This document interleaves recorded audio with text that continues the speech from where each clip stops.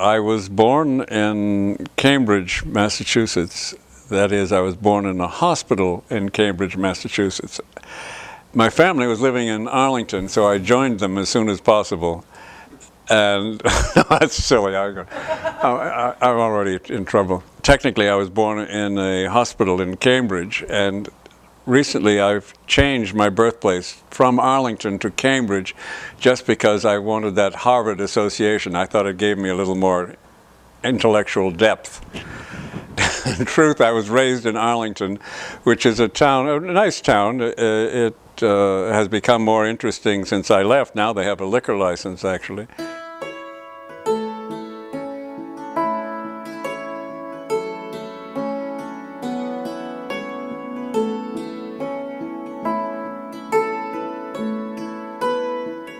I went to art school in Boston. My father was rather upset at the idea that I wanted to go to art school. He was a fairly successful businessman in the real estate business in Boston. And he said to me, "It's okay to be an artist if you can paint like Rembrandt." My family was not much attracted to going to museums or that sort of thing. So I had very little of that at home. So this art teacher in high school was really instrumental in getting me interested and sort of encouraging my drawing.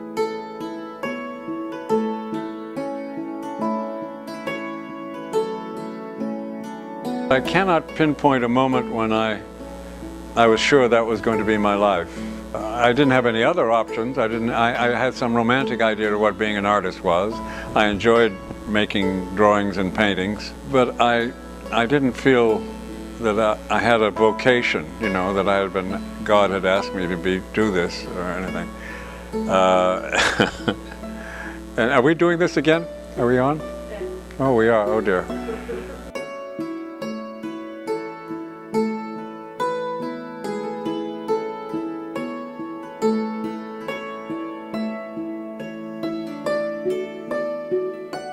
An artist came who I knew his work, I knew of him, but we just met. And he looked around at all the paintings that were on the wall, and he came up to me and he said, in the nicest possible way, "I really love the humor in your work." And I said, "Thank you, thank you." But you know, I really hope there's another level under the humor.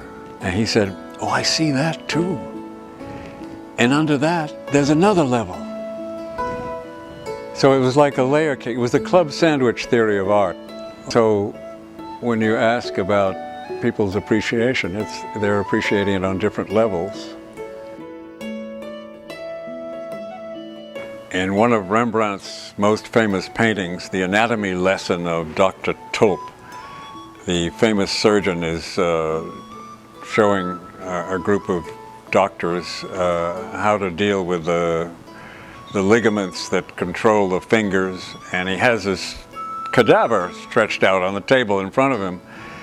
And I'm squeamish. I actually faint at Band-Aid commercials. So I had to get rid of, I wanted to deal with this painting, but I had to get rid of the dead body. So I did, and then I thought, what could possibly replace it? What could these doctors be studying so eagerly, so attentively? And I thought, well, perhaps a nude woman by Rembrandt would fill the bill. So I found one in the lovely Demise, which is a painting that's in the Hermitage. And so I put her in place of the dead body, and then it became an interesting encounter between these eagerly attentive doctors and this woman. And I thought, this reminds me of Freud's old question.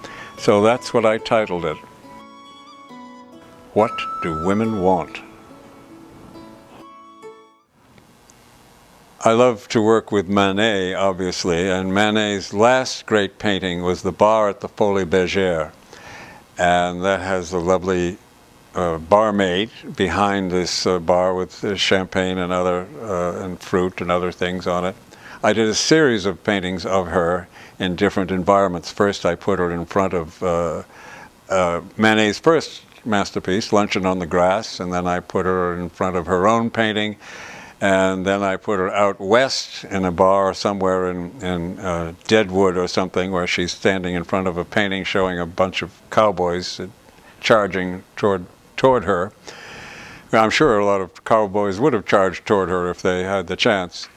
Anyway, the last one I did was more serious. It was a momentous subject. I wanted to do something, you know, on a really heroic scale, like War and Peace, say.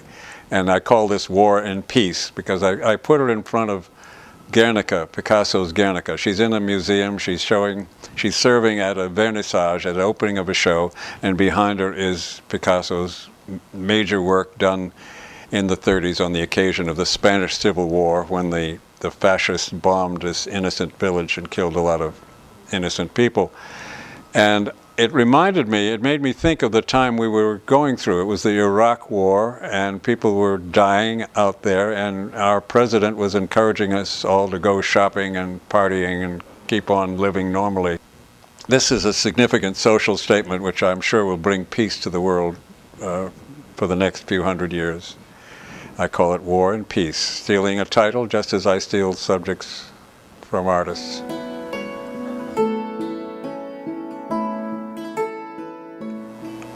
I began to think of two famous artists who spent a dramatic time together in Arles in the late 19th century, Vincent van Gogh and Paul Gauguin.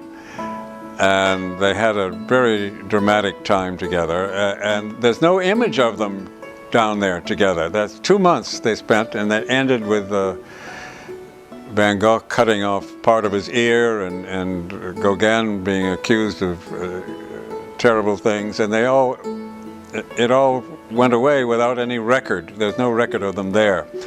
So I took Van Gogh's famous painting of the Night Cafe, and I put his self-portrait together with the Gauguin self-portrait. The two of them are standing there. They're very much like the guys in the film, Marty. So, you know, so the title is, I don't know, Vincent, what do you want to do tonight?